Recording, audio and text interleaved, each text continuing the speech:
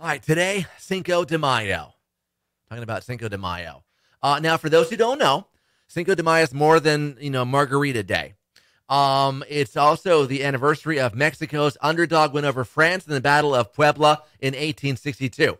A bunch of mining workers from Mexico celebrated that in California a year later, and that's how Cinco de Mayo came about. Did not begin in Mexico, began in California. Oh. It's actually more popular in the U.S. than Mexico. It's not even a national holiday in Mexico. Cinco de Mayo does not have a day off in Mexico. It doesn't. And it's been Drinko de Mayo since beer companies began using it to market their products back in the 1980s. So again, Cinco de Mayo has its roots in the U.S.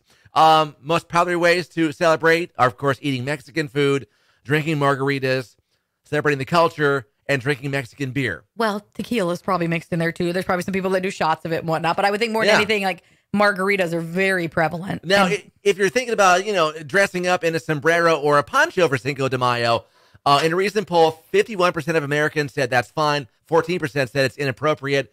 Just over a third said they weren't very sure. The Anti-Defamation League says don't do it.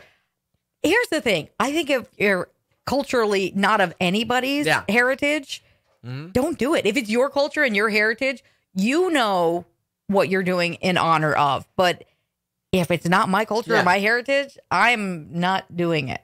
I'm just not. So Cinco de Mayo, although it did begin in Mexico with a battle back in the 1800s. Not what it is today. The whole celebration thing, that is thanks to the Americans. Well, it's a North American restaurateur or somebody somewhere was like, it would be fun.